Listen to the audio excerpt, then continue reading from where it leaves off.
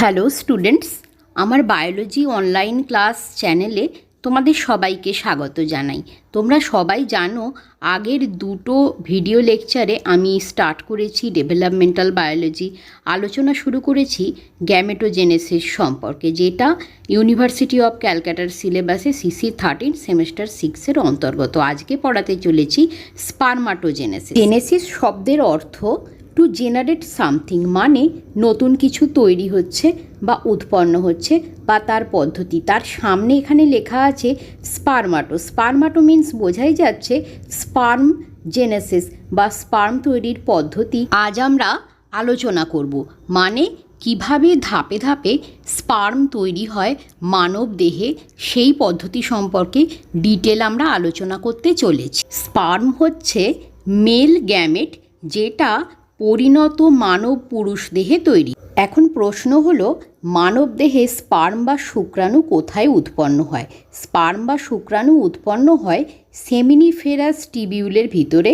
Seminiferous tubule টেস্টিসে পাওয়া যায়। প্রতিটি টেস্টিসে প্রায় 250টা কম্পার্টমেন্ট থাকে, যেগুলোকে বলা হয় টেস্টিকিউলার লোবিউল। এই যে টেস্টিকিউলার লোবিউলগুলো রয়েছে, তার মধ্যে মানে প্রত্যেকটা লোবিউলের মধ্যে 1 থেকে 3টে হাইলি কয়েলড সেমিনিফেরাস টিবিউল থাকে। তাহলে ব্যাপারটা কি দাঁড়ালো? প্রত্যেকটা টেস্টিসের মধ্যে থাকে টেস্টিকিউলার লোবিউল, যেটা সংখ্যায় প্রায় 250টা থাকে, এবং প্রতিটা টেস্টিকিউলার লোবিউলে থাকে 1 থেকে 3টে হাইলি কয়েলড সেমিনিফেরাস টিবিউল। আর এই সেমিনিফেরাস টিবিউলের মধ্যে কি তৈরি হয়? স্পার্ম তৈরি হয়। প্রতিটি সেমিনিফেরাস টিবিউল প্রায় 30 থেকে 70 সেন্টিমিটার লং। কি হলো ব্যাপারটা? প্রত্যেকটা seminiferous tubule 30 to 70 centimetre long, এবং এর ডায়ামিটার হলো প্রায় 200 মাইক্রোমিটার। ওকে, এই যে সেমিনিফেরাস টিবিউলগুলো রয়েছে, এই প্রত্যেকটা টিবিউলের মাঝখানে দুটো টিবিউলের মাঝখানে থাকছে লেডিগ সেল। লেডিগ সেলের একটা দারুণ ভূমিকা রয়েছে এই স্পারমাটোজেনেসিসের ক্ষেত্রে। এখন প্রশ্ন হচ্ছে, এই লেডিগ সেল কি করে? লেডিগ সেল প্রধান মেল সেক্স হরমোন টেস্টোস্টেরন সিক্রেশনে গুরুত্বপূর্ণ ভূমিকা পালন করে, এবং এই টেস্টোস্টেরন হরমোনের বিশাল ভূমিকা রয়েছে স্পারমাটোজেনেসিসের উপর। সুতরাং মেন স্পারমাটোজেনেসিস সম্পর্কে ডিসকাস করার আগে এই লেডিগ সেল, সেমিনিফেরাস টিবিউল, টেস্টিকিউলার লোবিউল, এই কনসেপ্টগুলো থাকা খুব জরুরি। এখন মনে প্রশ্ন জাগতেই পারে, এই স্পার্ম তৈরি অ্যামাউন্টটা ঠিক কতটা? প্রতিদিনে, ভালোভাবে ব্যাপারটা নোটিস করো, প্রতিদিনে প্রায় 300 মিলিয়ন স্পার্ম এই স্পারমাটোজেনেসিস প্রক্রিয়াটা কমপ্লিট করে, সম্পূর্ণ করে স্পার্মে পরিণত হয়। কত? প্রতিদিন, পার ডে 300 মিলিয়ন স্পার্ম। এবার আসি স্পারমাটোজেনেসিসের মূল ধাপগুলো সম্পর্কে। টোটাল স্পারমাটোজেনেসিস যদি আমরা পর্যালোচনা করে দেখি, তাহলে এখানে রয়েছে 3টে গুরুত্বপূর্ণ স্টেপ। এই 3টে গুরুত্বপূর্ণ স্টেপে স্পারমাটোজেনেসিস কমপ্লিট হয়। প্রথম স্টেপ মাইটোটিক সেল ডিভিশন, এটাকে ফেজ অফ মাল্টিপ্লিকেশনও বলা হয়। দ্বিতীয় ধাপটি হলো মিওসিস, কোষ বিভাজন বা রিডাকশনাল ডিভিশন, এবং তৃতীয় স্টেপটি হচ্ছে metamorphosis of spermatid into sperm.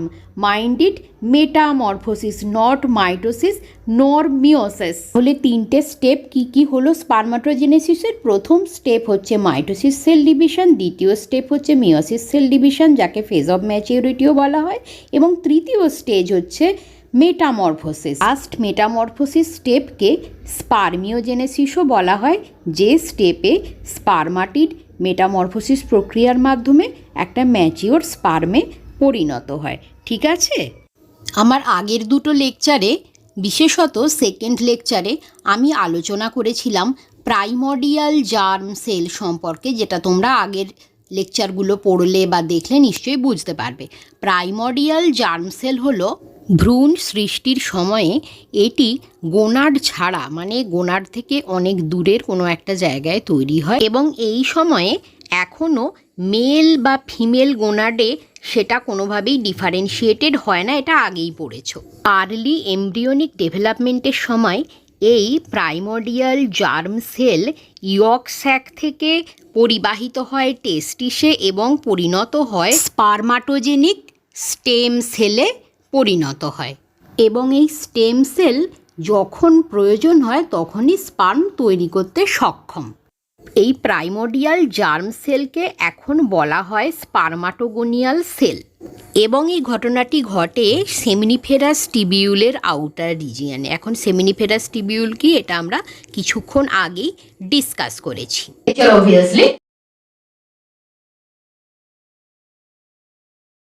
আচ্ছা, এইবারে আমরা যেটা নিয়ে আলোচনা করতে চলেছি, অলরেডি একটা ছবি আমি এঁকে রেখেছি, এটাই হচ্ছে স্পারমাটোজেনেসিসের ছবি। বাকি এর আগে যেটা পড়ানো হয়েছে সেটা হচ্ছে চার্ট, আর এটা হচ্ছে স্পারমাটোজেনেসিসের ছবি। ওগুলো বোঝার জন্য এবং এই জিনিসটা তোমাদের পরীক্ষায় আসবে এবং পরীক্ষায় এলে এই জিনিসটা পুরোটা করতে হবে। সো এই জিনিসটা খুব ভালো করে এই যে স্টেপ বাই স্টেপ এটা দেখানো রয়েছে, এটা খুব ভালো করে একেবারে মনে রেখে দিতে হবে বা ভালো করে বুঝে নিতে হবে, যাই আমরা বলে থাকি। কারণ আর বাকি কিছু না এলেও এই জিনিসটা কিন্তু আসবেই পরীক্ষায় এবং পরীক্ষায় ফুল চার্টটা করতে হবে। ওকে, তাহলে আমরা একটু শুরু করি ব্যাপারটা। এখানে প্রথমে আমরা কি এঁকেছি, primordial germ sell. Primordial germ sell এটা আগের লেকচারে বলা হয়েছে, একটু আগেই আমি মানে ডিসকাস করেছি। প্রাইমোডিয়াল জার্ম সেল এটা যখন ভ্রূণ তৈরি হচ্ছে তখন এটা তৈরি হচ্ছে। ওকে, ইয়ক স্যাকে তৈরি হচ্ছে বা ইয়ক স্যাক রিলেটেড এন্ডোডার্মে তৈরি হচ্ছে, তারপরে এটা চলে আসছে মানে বিফোর বার্থ এটা চলে আসছে ইন্টার গোনাড, তখনও এটা ইনডিফারেন্সিয়েটেড গোনাড ছিল। এবারে যখন at the time of birth, আমি এর আগের এটাতে দেখিয়েছি, এর আগের চারটাতে দেখিয়েছি, at the time of birth কি হচ্ছে, স্পারমাটোগোনিয়াম সেল, হ্যাঁ স্পারমাটোগোনিয়াম সেলে এটা চেঞ্জ হয়ে যাচ্ছে এবং প্রাইমোডিয়াল জার্ম সেল এটাও 2n ছিল, এটাও হচ্ছে 2n। এবারে স্পারমাটোগোনিয়ামের ঠিক কিরকম অবস্থা, স্পারমাটোগোনিয়াম হচ্ছে 12 মাইক্রোমিটার ইন ডায়ামিটার। এরপরে এই স্পারমাটোগোনিয়াম কি করছে, প্রচুর পরিমাণে মাইটোসিস সেল ডিভিশন করছে। মাইটোসিস সেল ডিভিশন করে কি করছে, জাস্ট নাম্বার ইনক্রিজ করছে, প্রচুর সংখ্যক স্পারমাটোগোনিয়াম সেল তৈরি। এবং এই যে প্রচুর স্পারমাটোগোনিয়াম সেল তৈরি করছে, এই ঘটনাটা ঘটছে যখন মানে বার্থের মেলদের ক্ষেত্রে বার্থের 12 থেকে 14 বছর এই সময়টাতে পিউবার্টি বা অ্যাডোলেসেন্স হয় এবং এই সময়ে কি হয়, এই স্পারমাটোগোনিয়াম প্রচুর পরিমাণে স্পারমাটোগোনিয়াল সেলের একটা বিরাট রিজার্ভ তৈরি করে। এই যে প্রচুর পরিমাণে স্পারমাটোগোনিয়া তৈরি করছে, এবারে পিউবার্টির টাইম চলে এসেছে, এইবারে কি করতে হবে, এবারে কি হতে চলেছে, স্পার্ম তৈরি হবে, মানে স্পারমাটোজেনেসিস এই ফুল প্রসেসটা কন্টিনিউ করবে। এইবারে কি হচ্ছে, এই যে মাইটোসিস যখন হচ্ছে, স্পারমাটোগোনিয়াম সেল প্রচুর পরিমাণে সংখ্যায় বৃদ্ধি পাচ্ছে, তার মধ্যে কিছু এদিকে দেখা যাচ্ছে এটা একটা সাইড করে রাখা হয়েছে। কেন এটা সাইড করে রাখা হয়েছে, এদের মধ্যে এই স্পারমাটোগোনিয়াম সেল যে রিজার্ভ তৈরি হলো তাদের মধ্যে বেশ কিছু স্টেম সেল হিসেবে কাজ করবে এবং যেটাকে বলা হচ্ছে টাইপ এ স্পারমাটোগোনিয়া। স্টেম সেল হিসেবে কাজ করবে মানে এটা পরবর্তীকালে এই যে স্পার্ম তৈরি হবে তার একটা রিজার্ভ হিসেবে কাজ করবে। ঠিক আছে, এইটা কিন্তু এই পরবর্তী এই যে প্রিকারসর হিসেবে কাজ করে এই বাকি সাইকেলটা এটা কন্টিনিউ করবে না, সে কারণে আমরা এটা থেকে এটাকে সেপারেট করে দিচ্ছি। সো এটা হচ্ছে স্টেম সেল বা টাইপ এ স্পারমাটোগোনিয়া। স্টেম সেল হিসেবে কাজ করে স্পারমাটোজেনেসিসের লিনিয়েজ, এটা স্পারমাটোজেনেসিসের লিনিয়েজ হিসেবে ক্যারি করছে। বাকি যেটা রয়েছে, বাকি যেগুলো রয়েছে সেগুলো হচ্ছে টাইপ বি স্পারমাটোগোনিয়া, যেটা কিনা এই স্পার্মের প্রিকারসর মানে স্পারমাটিডের প্রিকারসর হিসেবে কাজ করবে। টাইপ বি স্পারমাটোগোনিয়া এখনো পর্যন্ত এটাও 2n, এটাও 2n, এটাও 2n এবং টাইপ বি স্পারমাটোগোনিয়া এটাও 2n এবং এই যে স্টেম সেল এটাও কিন্তু 2n। ওকে, আচ্ছা এবারে আমরা কি পেলাম তাহলে, মাইটোসিস এই টাইপ বি স্পারমাটোগোনিয়া এটা থেকে তো আমরা কি পাচ্ছি, প্রাইমারি স্পারমাটোসাইট। এরপরে এই টাইপ বি স্পারমাটোগোনিয়া প্রাইমারি স্পারমাটোসাইটে চেঞ্জ হওয়ার আগে এর মধ্যে কিছু চেঞ্জ হয়। টাইপ বি স্পারমাটোগোনিয়া এ কি করে, টার্মিনাল সেল থেকে প্রচুর পরিমাণে নারিশিং মেটেরিয়াল বা যেটা এটাকে পুষ্টিকর মেটেরিয়াল বা যে মেটেরিয়ালগুলো একে নারিশ করছে সেগুলো প্রচুর পরিমাণে অ্যাকুমুলেট করতে থাকে এবং অলমোস্ট এর সাইজ ডাবল হয়ে যায়। ক্লিয়ার? কেন প্রয়োজন? কারণ এরপরে স্পারমাটোসাইট তৈরি হবে এবং স্পারমাটোসাইট তৈরি হওয়ার পরে কি আসতে চলেছে, মিয়োটিক সেল ডিভিশন। ক্লিয়ার? তো টাইপ বি স্পারমাটোগোনিয়া প্রচুর ভলিউম অ্যাকোয়ার করলো, করে এটা প্রাইমারি স্পারমাটোসাইটে চেঞ্জ হয়ে গেল, অলমোস্ট ডাবল ভলিউম হয়ে গেল। নেক্সট এটা কি হচ্ছে, মিয়োটিক ডিভিশন 1 পারফর্ম করে তৈরি হয়ে যাচ্ছে সেকেন্ডারি স্পারমাটোসাইট। যেহেতু মিয়োটিক ডিভিশন 1 মানে মিয়োটিক ডিভিশন রিডাকশনাল ডিভিশন হিসেবে আমরা জানি, এটা 2n থেকে n এ চেঞ্জ হচ্ছে। এবারে মিয়োটিক ডিভিশন এখানে দেখো দুটো জিনিস আমি মেনশন করেছি, মিয়োটিক ডিভিশন 1 আর meiotic division 2। So meiotic division 1 এ কি ব্যাপারটা ঘটছে, মিয়োটিক ডিভিশন 1 এ আমরা কি জানি, কি স্টেজ আছে, prophase 1, metaphase 1, anaphase 1 and telophase 1। এবং প্রোফেজ 1 যেটা, প্রোফেজ 1 এর কি যে ভাগগুলো কি স্টেপগুলো কি রয়েছে, leptotene, zygotene, pachytene, diplotene and diakinesis. যে ডটার সেলটা তৈরি হচ্ছে সেটাকে কি বলা হচ্ছে, সেকেন্ডারি স্পারমাটোসাইট। এখানে কি হয়েছে, অলরেডি কিন্তু রিডাকশনাল ডিভিশন হয়ে গেছে, ক্রোমোসোম সংখ্যা n মানে 46 থেকে এটা 23 হয়ে গেছে। এরপরে যেটা রয়েছে সেকেন্ডারি স্পারমাটোসাইট কি পারফর্ম করছে, meiotic division 2। Meiotic division 2 is nothing but mitosis like division. Okay, মাইটোসিসে যেমন কি হয়, একটা প্যারেন্টাল থেকে দুটো ডটার সেল তৈরি হয়, এখানেও ঠিক সেরকম এখান থেকে দুটো ডটার সেল তৈরি হয়ে গেছে এবং সেকেন্ডারি স্পারমাটোসাইট তৈরি হয়ে গেছে। এবারে কিসে চেঞ্জ হয়ে গেছে, স্পারমাটিডে চেঞ্জ হয়ে গেছে। ক্লিয়ার? এবং 4টে স্পারমাটিড, তাহলে দেখা যাচ্ছে এখানে এই একটা টাইপ বি স্পারমাটোগোনিয়া, এখান থেকে কি হলো, 4টে স্পারমাটিড তৈরি হয়ে গেল। ক্লিয়ার? এরপরে যেটা হবে সেটা আমরা মানে 3টে স্টেপ এর আগেই আমি ডিসকাস করেছি, যে প্রথমে মাইটোসিস স্টেজ হয় যেটা হচ্ছে নর্মাল ডিভিশন, দেন হচ্ছে মিয়োটিক ডিভিশন যেটা হচ্ছে রিডাকশনাল ডিভিশন। নেক্সট স্টেপটা কিন্তু কোনো ডিভিশন না, এই স্টেপটাকে বলা হচ্ছে, লিখে রেখেছি আমি, মেটামরফোসিস এন্ড ডিফারেন্সিয়েশন, যার ফলে স্পারমাটিড চেঞ্জ হচ্ছে ম্যাচিওর স্পার্মে এবং এই স্টেপটাকে বলা হচ্ছে স্পারমিওজেনেসিস। এই স্টেপটার আরেকটা নাম আছে স্পারমাটিলিওসিস। এই স্পারমিওজেনেসিস এন্ড স্পারমাটিলিওসিস 2 নম্বরের প্রশ্ন হিসেবে প্রচন্ড রকম গুরুত্বপূর্ণ। স্পারমাটিলিওসিস অনেকেই গুলিয়ে, জেনেসিসটা যদিও মনে থাকে, স্পারমাটিলিওসিস অনেকেই গন্ডগোল করে ফেলে, কিন্তু স্পারমাটিলিওসিস এই ব্যাপারটা মাথায় রাখতে হবে। এটা হচ্ছে স্পারমাটিড থেকে ম্যাচিওর স্পার্ম মেটামরফোজ হয়ে যাচ্ছে।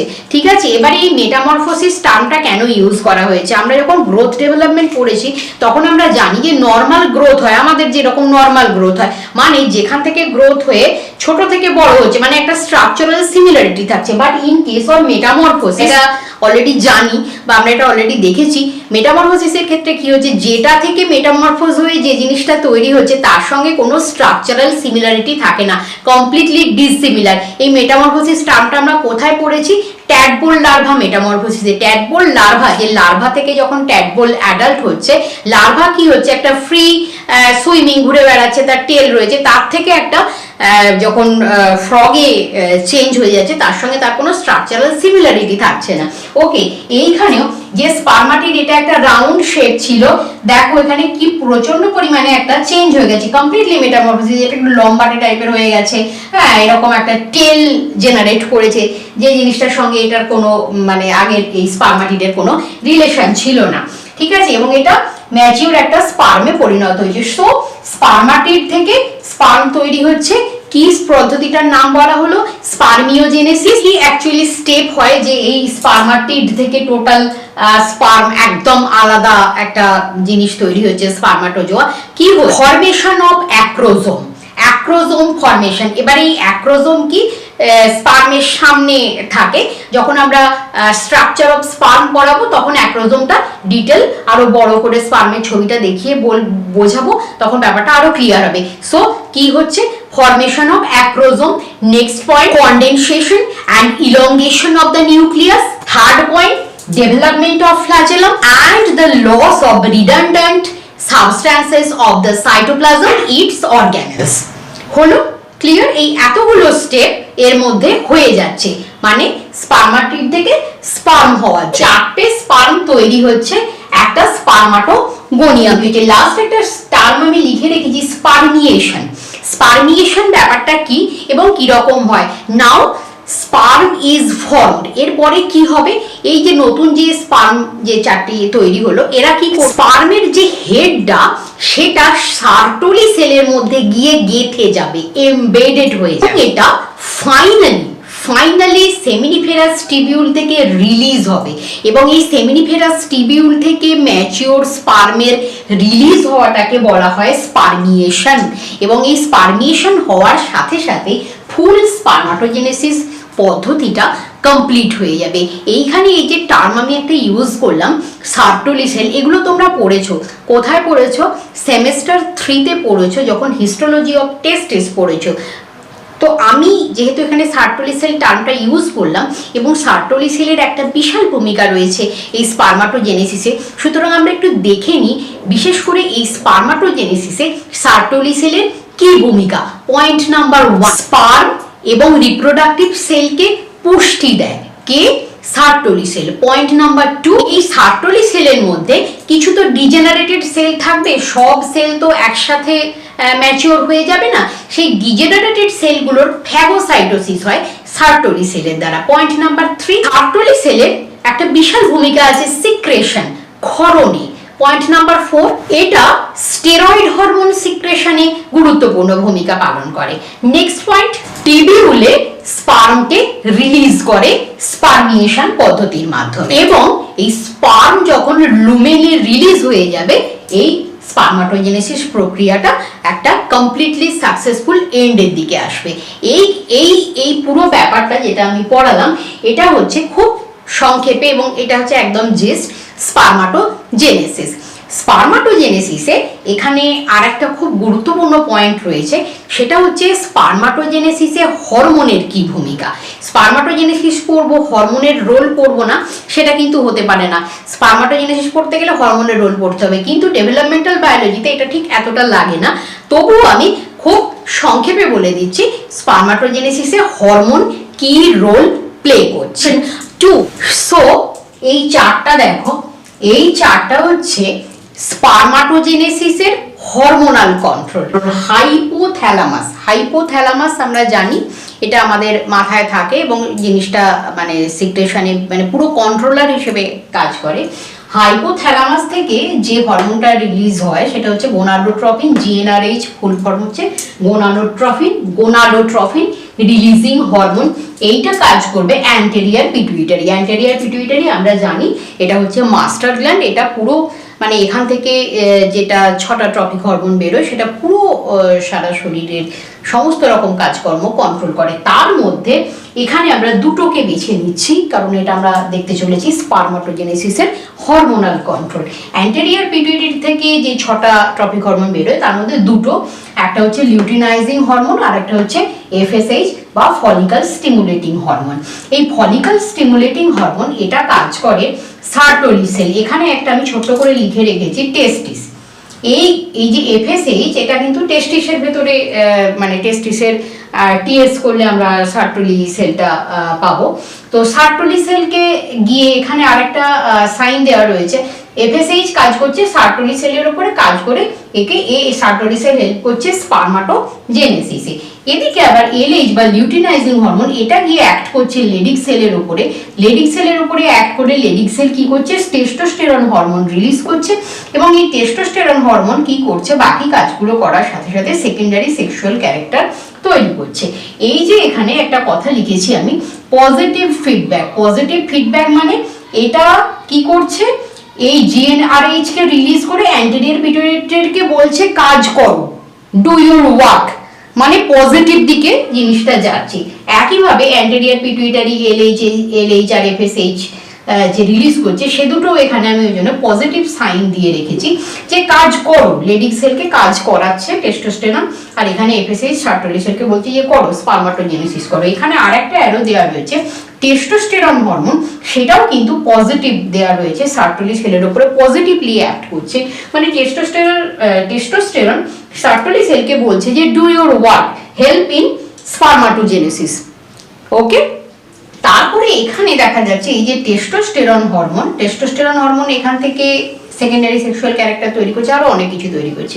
এবারে কি হচ্ছে, কন্টিনিউয়াস এই প্রসেসটা চলছে। কিরকম প্রসেসটা চলছে, হাইপোথ্যালামাস জিএনআরএইচ রিলিজ করছে, সেটা গিয়ে অ্যান্টেরিয়র পিটুইটারিতে কাজ করছে, anterior pituitary LH FSH secret করছে, এফএসএইচ সার্টোলি সেলকে বলছে স্পারমাটোজেনেসিস করো, এলএইচ লেডিং সেলকে বলছে যে তুমি টেস্টোস্টেরন সিক্রেশন করো, টেস্টোস্টেরন আবার সার্টোলি সেলকে বলছে যে আমি আবার ও এফএসএইচ তো হেল্প করছে, আমিও হেল্প করছি সার্টোলি সেল, তুমি স্পারমাটোজেনেসিসকে হেল্প করো, স্পারমাটোজেনেসিস করতে সাহায্য করো। সবটাই এতক্ষণ পজিটিভ চলছিল। এই করতে করতে দেখা যাচ্ছে টেস্টোস্টেরন হরমোনের পরিমাণ প্রচণ্ড রকম বেড়ে গেছে।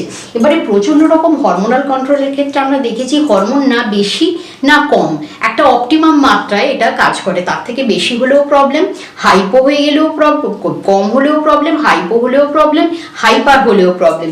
এবারে যখন প্রচণ্ড রকম টেস্টোস্টেরন সিক্রেশন বেড়ে যাচ্ছে অতিরিক্ত, তখন কি করবে, এই নেগেটিভ ফিডব্যাক দেবে, এই যে যাচ্ছে এই নেগেটিভ ফিডব্যাক দেবে। অ্যান্টেরিয়র পিটুইটারিকে প্রথমে নেগেটিভ ফিডব্যাক দেবে যে অ্যান্টেরিয়র পিটুইটারি আর দরকার নেই, টু মাচ রিলিজ হয়ে গেছে, anterior pituitary stop your work. তখন অ্যান্টেরিয়র পিটুইটারি কি করবে, এলএইচ এফএসএইচ এই দুটোকে কন্ট্রোল করে নেবে, মানে এলএইচ এফএসএইচ আর সিক্রেশন করবে না, ধীরে ধীরে ধীরে ধীরে সেটাকে কমিয়ে দেবে। ঠিক একইভাবে টেস্টোস্টেরন হাইপোথ্যালামাসকেও এই মেসেজটা পাঠাবে যে জিএনআরএইচ রিলিজ না করতে, কারণ আর প্রয়োজন নেই টেস্টোস্টেরন সিনথেসিসের। ক্লিয়ার? তো এইটা হচ্ছে ইন আ নাটসেল খুব সংক্ষেপে স্পারমাটোজেনেসিসে হরমোনাল কন্ট্রোল।